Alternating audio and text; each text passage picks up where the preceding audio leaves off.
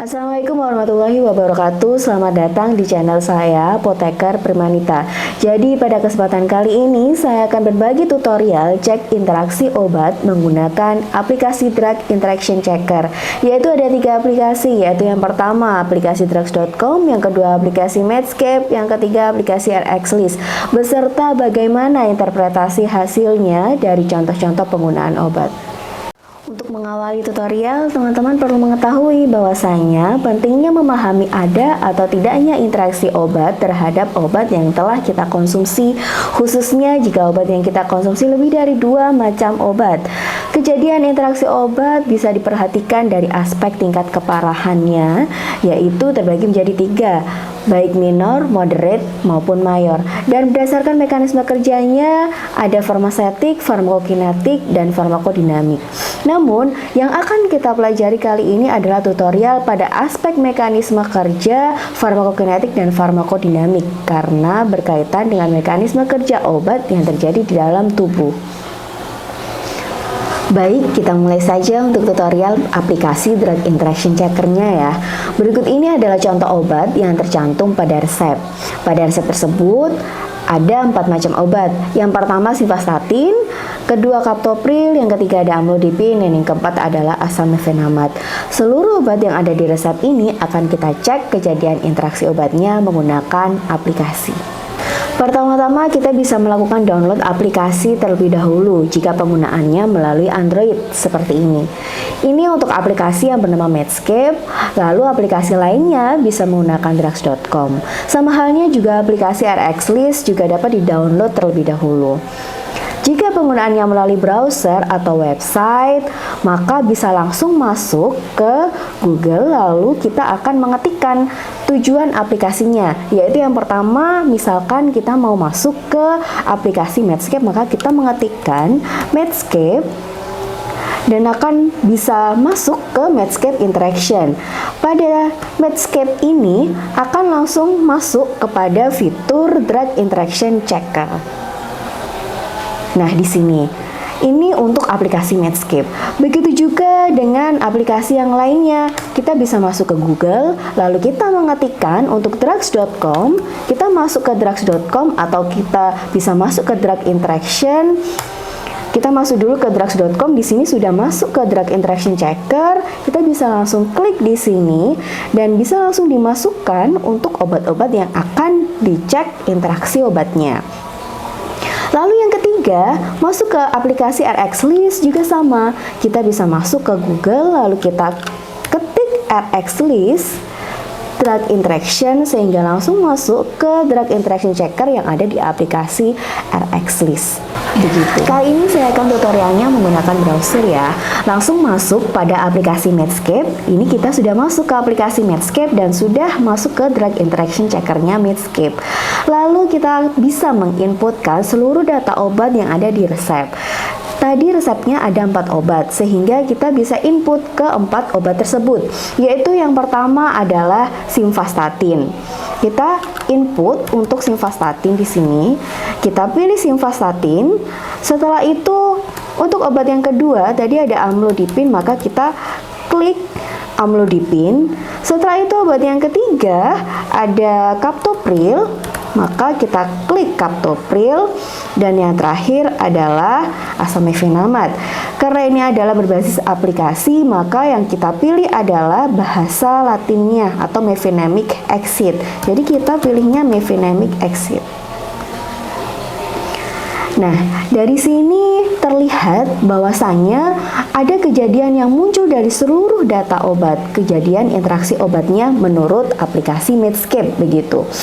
Aplikasi Medscape di sini menunjukkan ada 3 interaction found, yang artinya ada kejadian interaksi obat sebanyak 3 yang menurut Medscape perlu kita ketahui bersama. Nah, pada aplikasi Medscape sudah tercantum 3 interaction found, yang artinya ada 3 kejadian interaksi obat. Yang mana 2 kejadian interaksi obat tersebut masuk pada kategori serius, yang memang perlu menggunakan alternatif pengobatan yang lain, yaitu pada interaksi obat asam mefenamat dengan captopril dan pada interaksi obat amlodipin dengan simvastatin. Di sini juga bisa diartikan masuk pada kategori atau klasifikasi tingkat keparahan moderate ataupun mayor pada keterangan serius ataupun use alternatif. Memang pada dasarnya di aplikasi Medscape ini tidak akan muncul keterangan tingkat keparahan minor, moderate, ataupun mayor. Namun nanti bisa kita simak apakah ada perbedaan pada aplikasi yang lainnya, yaitu pada aplikasi drugs.com. Nah, setelah itu kita simak untuk yang selanjutnya ada satu kejadian interaksi obat, yaitu dengan keterangan monitor closely, yang bisa diartikan membutuhkan monitoring atau pemantauan, yang juga klasifikasinya bisa diklasifikasikan pada tingkat keparahan minor. Berdasarkan mekanisme kerjanya, asam mefenamate dengan captopril termasuk pada mekanisme farmakodinamika sesuai dengan keterangan yang tercantum pada aplikasi Medscape bahwasanya terjadi antagonisme farmakodinamik yang dapat menyebabkan penurunan secara signifikan pada fungsi ginjal. Di sini sudah tercantum untuk farmakodinamik antagonism keterangannya. Nah, setelah itu kita juga perlu tahu bahwasanya NSAID yang dimaksudkan di sini adalah mefenamic acid atau asam mefenamate itu dapat mengurangi efek antihipertensi dari captopril itu sendiri. Di sini juga sudah tercantum. Nah, maka dari itu mekanisme interaksi antara NSAID dan juga antihipertensi diduga dapat mengurangi sintesis vasodilatasi dari prostaglandin yang ada di ginjal. Dan yang kedua, kita simak untuk kejadian interaksi dari amlodipin dengan simvastatin. Yang mana di sini amlodipin dan simvastatin ini masuk pada kategori mekanisme farmakokinetik. Amlodipin menghambat metabolisme simvastatin di usus dan di hepar pada sitokrom P450 yang mana dapat menyebabkan terjadinya peningkatan konsentrasi plasma simvastatin sehingga mampu mempotensiasi resiko miopati. Adapun miopati di sini kita perlu ketahui bersama bahwasanya kejadian miopati atau gejala-gejala miopati itu dapat berdampak pada kelemahan atau nyeri otot yang diakibatkan adanya peningkatan kreatinin kinase yang berlebih. Nah, adapun miopati itu sendiri ada yang menyebutkan bahwasanya terbagi menjadi 3 jenis, baik gejala mialgia yang bisa dirasakan nyeri otot ataupun gejala miositis untuk peradangan otot rangkanya ataupun juga dari rhabdomyolysis yang sampai pada kondisi kerusakan otot. Kejadian interaksi amlodipin dengan captopril perlu mendapatkan perhatian khusus karena memang dapat menyebabkan penurunan fungsi ginjal, khususnya jika terjadi pada pasien-pasien lanjut usia ataupun pasien-pasien yang memang kondisi ginjalnya sudah lemah begitu. Nah, bagaimana dengan tutorial aplikasi drug interaction yang lain? Kita bisa masuk ke browser kembali untuk menyimak apakah ada perbedaan hasil pada aplikasi yang lainnya, yaitu kita masuk ke drugs.com.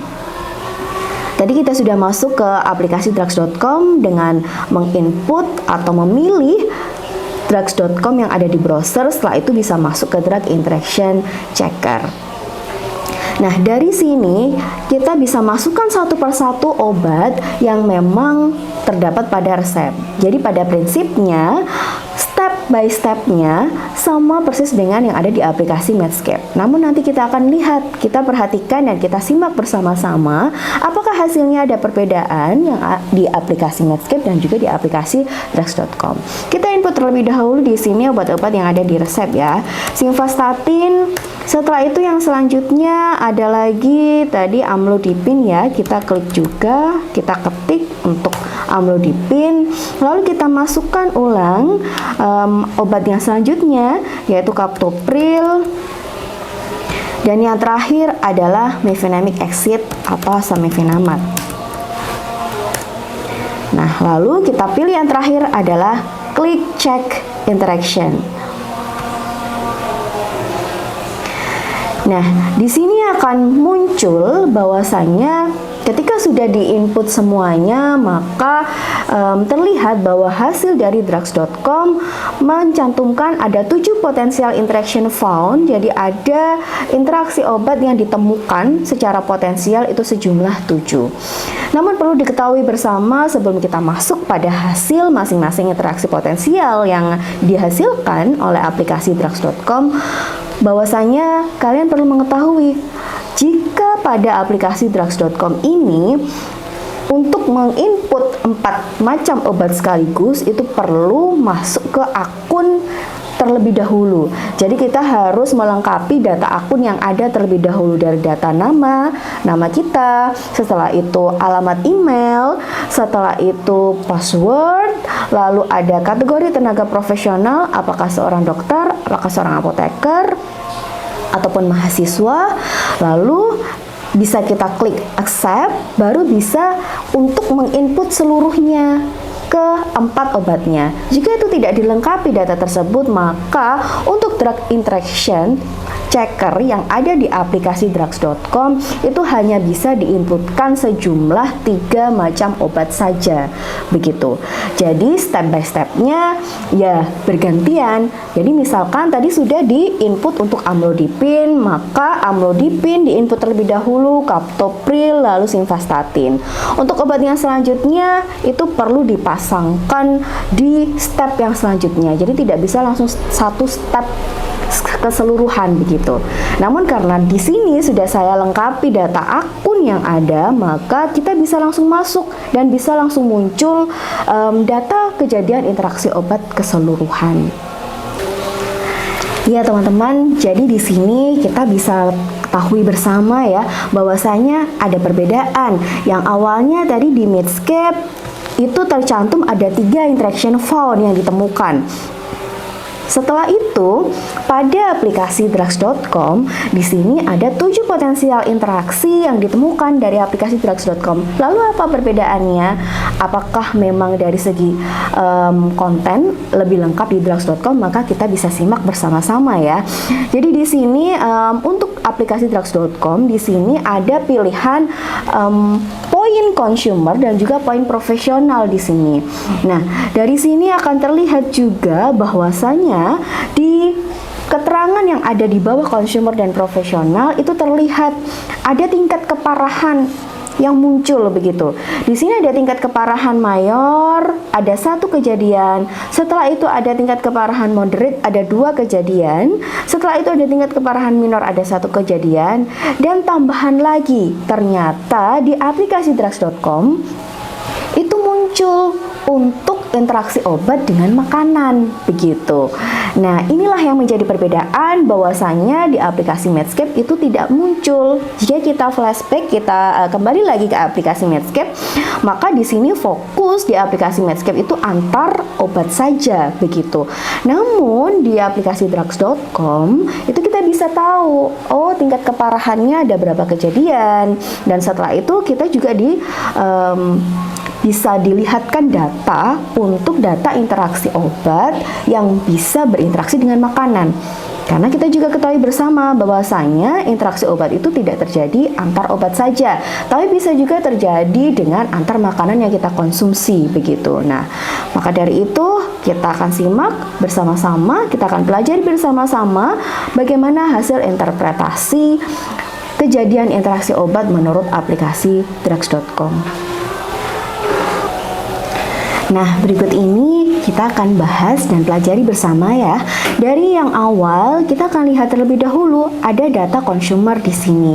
Nah, ini data consumernya itu diartikan untuk arahan atau saran-saran yang diberikan atau perlu diketahui oleh pasien yang konsumsi obat tersebut begitu. Nah, maka dari itu kalau kita perhatikan di sini, yang pertama ada data kejadian interaksi obat antara amlodipin dengan simvastatin, yang mana di sini masuk pada tingkat keparahan mayor begitu. Nah, ini ya teman-teman, di sana kita lihat bersama bahwasanya ada keterangan mayor di samping keterangan amlodipin dan simvastatin. Nah, itu berarti tingkat keparahan dari kejadian kedua obat ini adalah pada tingkat keparahan yang mayor. Setelah itu, sebagai saran yang dicantumkan pada aplikasi ini, khususnya untuk pasien yang mengkonsumsi obat di sini, sudah terlihat ya bahwasanya ada keterangan talk to your doctor. Jadi konsultasikan atau diskusikan dengan dokter yang melakukan pemeriksaan sebelum menggunakan atau mengkonsumsi obat simvastatin bersamaan dengan amlodipin. Karena kombinasi kedua obat ini itu sangat memiliki resiko tinggi menyebabkan nyeri otot. Apalagi nyeri ototnya itu bisa juga disertai dengan gejala yang lainnya seperti gejala demam atau urin berwarna gelap. Nah, hal ini yang menjadi tanda atau gejala kerusakan hati begitu. Nah, maka dari itu perlu berhati-hati dan sangat penting sekali berkomunikasi dengan klinisi, dengan dokter yang memang dari awal mengikuti kondisi-kondisi pasien tersebut. Serta perlu juga untuk menyampaikan kepada dokter vitamin apa yang dikonsumsi selain obat-obatan yang diberikan dari dokter begitu. Baik vitamin ataupun mungkin ada obat herbal, itu perlu untuk dikonsultasikan ke dokter. Nah, itu adalah keterangan yang tercantum pada kejadian interaksi yang pertama pada tingkat keparahan mayor. Nah, setelah itu kita masuk pada keterangan yang selanjutnya, yaitu pada data consumer di kejadian interaksi obat yang kedua, yaitu obat captopril dan juga asamifenamat. Kita lihat bersama di sebelah kanan tertulis ada moderate. Nah, itu artinya adalah tingkat keparahan masuk pada tingkat keparahan moderate begitu. Nah, di sini juga disampaikan bahwasanya talk to your doctor. Jadi memang perlu untuk berkonsultasi dan berdiskusi dengan dokter pada penggunaan captopril yang diminum bersama dengan asamifenamat. Karena kombinasi kedua tersebut dapat mengurangi efek dari antihipertensinya, yaitu efek dari captopril itu sendiri dalam menurunkan tekanan darah. Dampaknya dapat mempengaruhi fungsi ginjal dari pasien. Nah, hal itu yang perlu menjadi perhatian khusus, terutama jika sering digunakan secara bersamaan pada pasien-pasien yang telah memiliki kondisi penyakit kronis. Nah, di sini juga disampaikan bahwasanya ada keterangan untuk kombinasi antara captopril dan asamifenamat itu sangat menjadi perhatian khusus pada pasien-pasien yang memang sudah mengalami penurunan fungsi ginjal. Nah, terlebih lagi jika pasien penurunan fungsi ginjal tersebut itu juga mengkonsumsi terapi-terapi seperti terapi diuretik begitu, dan pasiennya juga pasien lanjut usia. Ini akan sangat mungkin sekali membutuhkan penyesuaian dosis atau pemantauan yang lebih ketat. Selanjutnya adalah kejadian interaksi obat yang ketiga, yaitu pada data consumer pasien-pasien yang mengkonsumsi asamifenamat dengan amlodipin yang juga masuk pada kategori tingkat keparahan moderate, dan di sini sudah ada keterangannya ya, moderate. Nah, setelah itu kalau kita perhatikan bersama, semuanya pasti diawali dari konsultasi dengan dokter yang melakukan pemeriksaan. Karena memang kombinasi kedua obat ini, yaitu dari golongan NSAID, asamifenamat dan juga antihipertensi amlodipin, itu keduanya jika dikonsumsi secara bersamaan itu mampu menyebabkan peningkatan tekanan darah begitu. Nah, hal ini yang nanti membutuhkan penyesuaian dosis pada akhirnya. Nah, selain itu, jika memang kombinasi kedua obat ini sampai dihentikan ataupun sudah disesuaikan dosisnya, maka tekanan darah dari pasien yang awalnya cenderung tinggi dari awal yang tadi dikonsumsi secara bersamaan, maka ketika sudah dihentikan ataupun disesuaikan dosisnya, maka tekanan darah pasien itu akan berangsur untuk turun begitu. Nah, maka dari itu penting adanya komunikasi terkait multivitamin ataupun terapi-terapi yang lain yang memang dikonsumsi pasien di luar terapi yang diberikan oleh dokter. Kejadian interaksi obat yang selanjutnya yaitu interaksi kaptopril dengan makanan yang masuk pada tingkat keparahan moderate. Nah, di sini untuk pasien-pasien yang mengkonsumsi kaptopril, jenis makanan apa yang disarankan untuk tidak dikonsumsi bersamaan dengan kaptopril? Ternyata di sini terlihat bahwasanya pasien-pasien yang memang mengkonsumsi kaptopril disarankan untuk menghindari asupan makanan kalium yang memang memiliki kandungan kalium yang tinggi begitu. Karena hal ini dapat menyebabkan tingginya kadar kalium di dalam darah. Maka dari itu sangat diharuskan sekali jangan menggunakan pengganti garam atau suplemen potasium pada saat mengkonsumsi kaptopril begitu, kecuali dokter atau klinisi sudah berdiskusi atau sudah ada hasil dari informasi yang sebelumnya dengan dokter yang melakukan pemeriksaan. Nah, ini masuk pada kejadian interaksi obat dengan makanan yang terakhir ya. Nah, di sini terlihat bahwasanya tingkat keparahannya itu masih masuk di kategori minor begitu. Dimana tadi kita sudah pelajari bersama bahwasanya ketika masuk di kategori minor maka belum adanya dampak yang signifikan secara klinis begitu. Nah, itulah data-data consumer yang sesuai arahan dari yang sudah disampaikan di aplikasi drugs.com begitu. Arahannya ditujukan untuk pasien-pasien yang mengkonsumsi obat tersebut. Sekarang kita masuk ke poin yang selanjutnya yaitu di data profesional. Jadi di sini ada keterangan profesional, itu bisa kita klik di sini ya. Bedanya keterangan data consumer dan data profesional yang mana tadi sudah saya sampaikan bahwasanya data consumer ini ditujukan untuk arahan atau saran-saran yang bisa diterima oleh pasien-pasien sehingga pasien-pasien itu bisa membaca di situ apa yang harus dilakukan, apa yang harus diperhatikan. Ketika kita sudah beralih di poin profesional, maka kita klik profesional di sini. Nah, di sini adalah saran atau arahan yang ditujukan untuk tenaga profesional begitu, ataupun tenaga medis yang ada. Nah, kita langsung cek saja. Nah, di sini perbedaannya di data consumer tidak ada penyesuaian dosis, tidak ada manajemen ataupun tata laksana. Nah, untuk data profesional di sini kalau kita perhatikan itu ada adjust dose, ada manajemen juga. Jadi lebih lengkap di data profesional karena memang ini untuk saran-saran yang memang perlu diketahui oleh tenaga profesional begitu. Baik, yang pertama kita masuk ke kejadian interaksi amlodipin dengan simvastatin yang mana perlu memperhatikan sekali ya kita semuanya bahwasanya di sini itu masuk ke kategori interaksi obat dengan tingkat keparahan yang mayor. Jadi menjadi perhatian yang sangat khusus sehingga kita bersama harus tahu bahwa ada kriteria-kriteria yang perlu dilakukan untuk bisa mengantisipasi atau mencegah ataupun mencari solusi pada kejadian interaksi obat yang masuk di tingkat keparahan mayor. Nah, sekarang kita lihat di sini ada keterangan adjust dose. Adjust dose di sini maksudnya adalah penyesuaian dosis. Jadi, pada saat pasien mengkonsumsi bersamaan obat amlodipin dan juga simvastatin yang mana masuk di tingkat keparahan mayor, kombinasi kedua obat tersebut itu secara signifikan dapat meningkatkan konsentrasi plasma dari simvastatin dan metabolit aktifnya.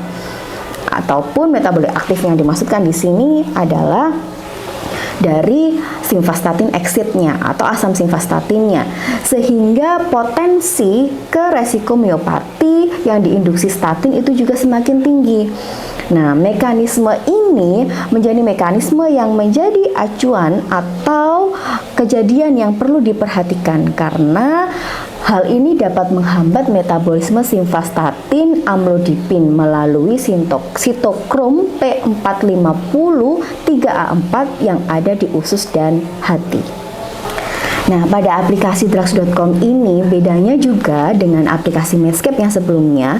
Kalau kita lihat kembali di Medscape, di sini hanya poinnya saja. Apakah terjadi peningkatan atau toksisitas, dia masuk di farmakodinamik ataukah farmakokinetik. Nah, kalau di drugs.com itu ada tambahan untuk bukti ilmiah yang memang ditemukan dari beberapa penelitian-penelitian yang ada begitu.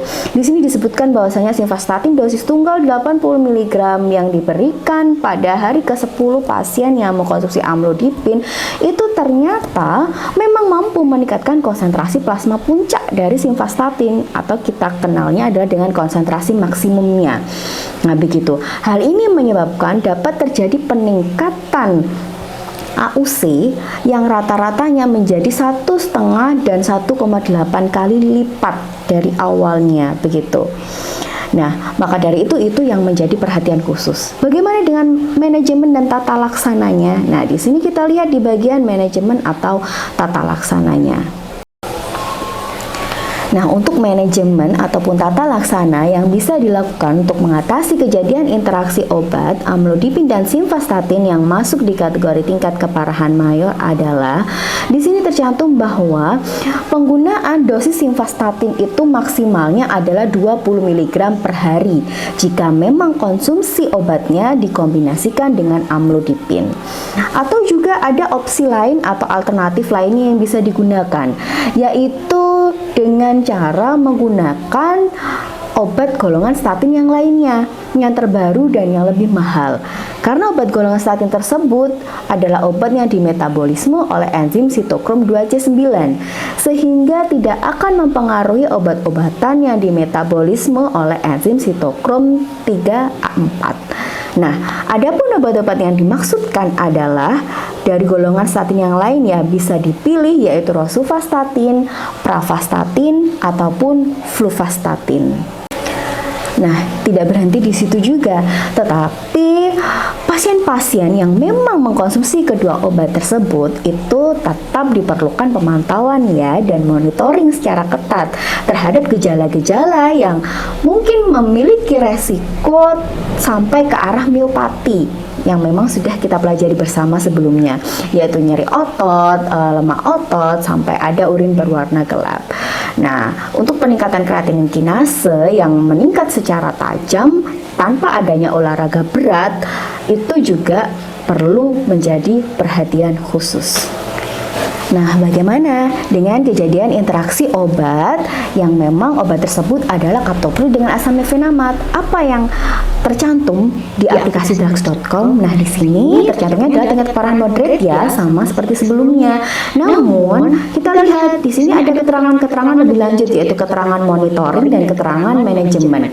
Nah, keterangan monitoring di sini terlihat jelas bahwasanya NSAID di sini adalah asam mefenamat ya. Nah, NSAID di sini itu dapat berdampak untuk mempengaruhi efek dari antihipertensinya, yaitu captopril begitu. Jadi efek dari captopril itu semakin rendah. Akhirnya efek penurunan tekanan darah juga menjadi terhambat begitu. Nah, mekanisme ini dicurigai karena adanya penghambatan sintesis prostaglandin yang ada di ginjal, yang mana itu diinduksi oleh si NSAID ini, yaitu asam mefenamat ini. Selain itu, kita perlu ketahui bersama bahwa NSAID itu dapat menyebabkan retensi cairan, yang nantinya hal itu bisa mempengaruhi juga dari hasil tekanan darahnya. Nah, bagaimana dengan monitoringnya? Nah, di sini terlihat ada monitoring selanjutnya yang perlu dilakukan begitu. Nah, monitoring yang perlu dilakukan adalah monitoring dari fungsi ginjalnya. Karena jika dikonsumsi secara bersamaan, peningkatan tekanan darah itu semakin tinggi, maka fungsi ginjal itu juga akan semakin berat. Nah, maka dari itu harus waspada pada pasien-pasien yang punya kondisi fungsi ginjalnya sudah lemah atau terjadi penurunan fungsi ginjal ya, khususnya juga pada pasien-pasien usia lanjut. Karena si NSAID ini juga mampu memicu dekompensasi ginjal yang diakibatkan dari penghambatan sintesis prostaglandin. Nah, untuk manajemen dan tata laksana yang dilakukan untuk mengatasi kejadian interaksi obat dari kaptopril yang dikonsumsi bersamaan dengan NSAID yaitu asam mefenamat adalah pasien-pasien ini perlu dimonitoring secara berkala atau lebih lanjut monitoringnya. Lebih dari 1 minggu itu perlu dimonitoring. Apa saja yang perlu dimonitoring? Yaitu terkait memantau tekanan darahnya begitu. Karena ini memang akan sangat mempengaruhi dari hasil tekanan darah. Selain itu, fungsi ginjal juga harus dimonitoring. Nah, apakah akan mempengaruhi fungsi ginjal yang sangat penting sekali perlu diperhatikan begitu. Karena memang kedua obat ini itu tentunya perlu dilakukan penyesuaian dosis jika memang itu dibutuhkan. Ya, selanjutnya adalah kejadian interaksi obat antara pemberian obat asam mefenamat dengan amlodipin ya teman-teman.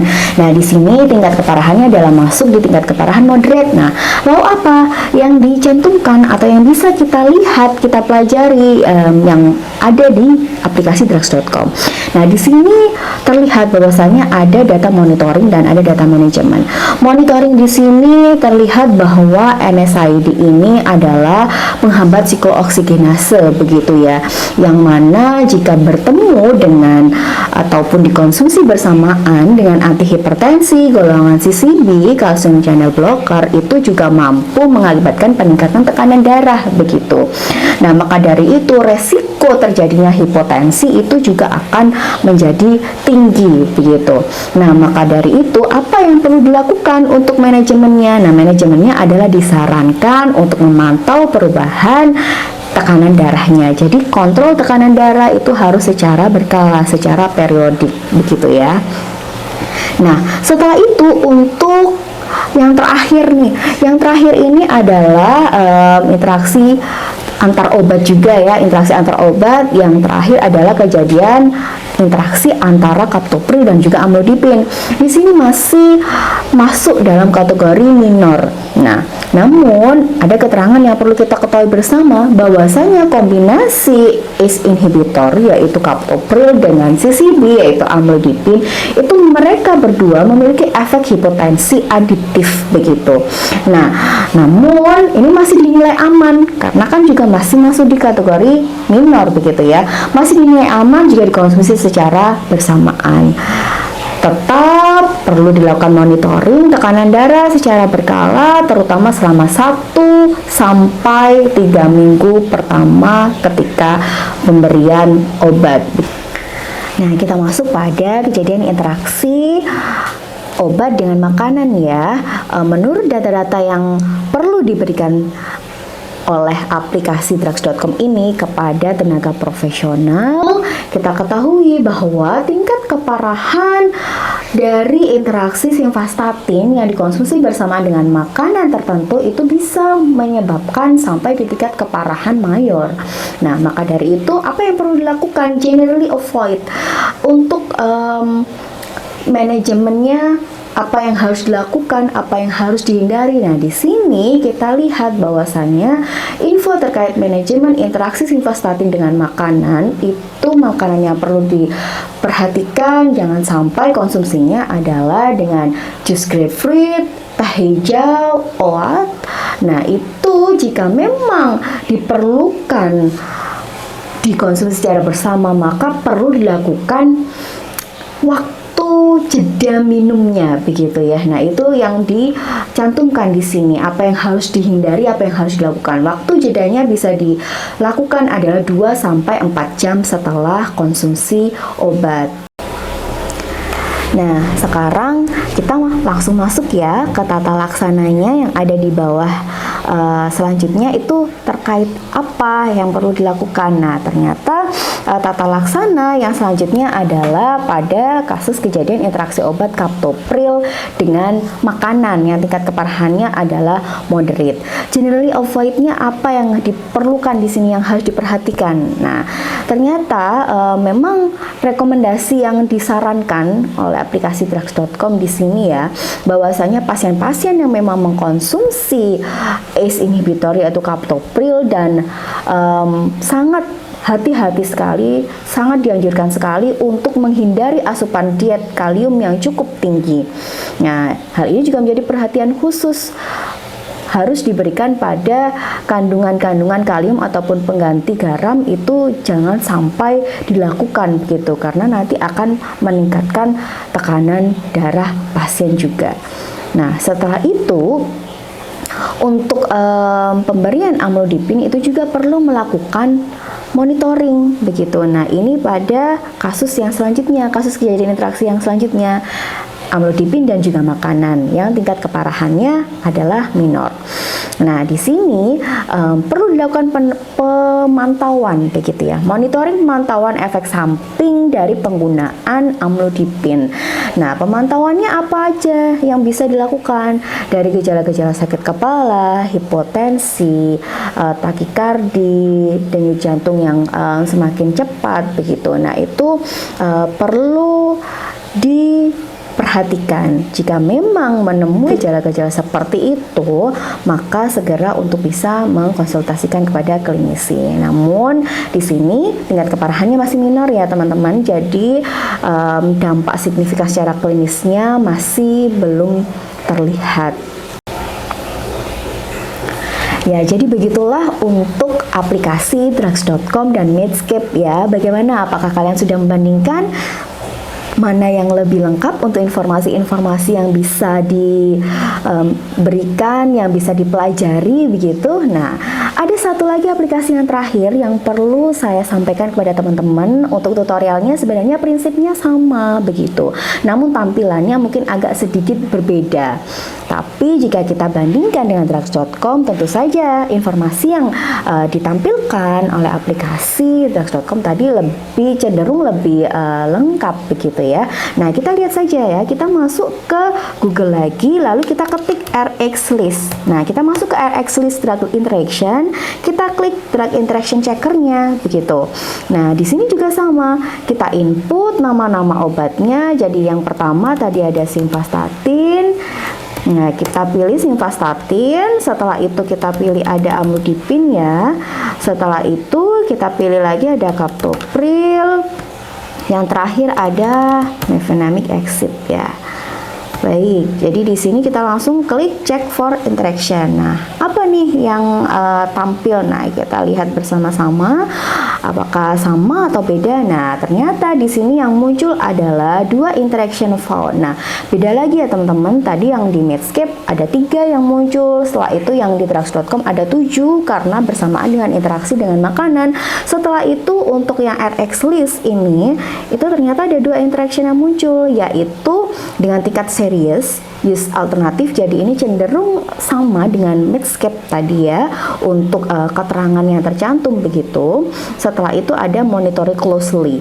Yang masuk di serious use alternatif ini adalah kombinasi atau interaksi amlodipin dan simvastatin yang memang tadi interaksinya mayor ya. Jadi semuanya juga pasti perlu menjadi perhatian khusus. Nah, untuk monitor closely di sini captopril dan asam mefenamat yang muncul begitu. Nah, di keterangan bawahnya ada drug interaction kategori. Jadi di RX list di sini diingatkan kembali kita bahwasanya kalau masuk di kategori serius di sini interaksinya memang potensinya adalah serius dan regular monitoring, perlu adanya monitoring secara berkala dari klinisi begitu, atau penggunaan alternatif pengobatan yang lain jika memang dibutuhkan begitu ya. Nah, setelah itu ada kategori signifikan, ada kategori minor juga. Jadi memang ada perbedaan dari ketiga aplikasi tersebut. Nah, teman-teman, mudah kan ya untuk pengecekan aplikasi drug interaction checkernya. Saya yakin pasti teman-teman semuanya bisa mudah memahami. Tentunya kita semua perlu sering-sering untuk berlatih begitu ya, berlatih supaya juga kita mengetahui bersama, membuka wawasan bersama kejadian-kejadian interaksi obat apa saja yang perlu menjadi perhatian khusus begitu. Nah, kejadian interaksi obat di sini itu juga perlu kita ketahui karena untuk mencegah permasalahan terkait obat kan tentunya. Nah, baik, jadi sekian tutorial yang bisa saya sampaikan pada teman-teman semuanya. Semoga memiliki manfaat. Jangan lupa klik tombol like dan subscribe-nya, dan pesan saya kita harus selalu berlatih dan belajar. Long life learner-nya harus terus kita lakukan. Baik, terima kasih. Wassalamualaikum warahmatullahi wabarakatuh.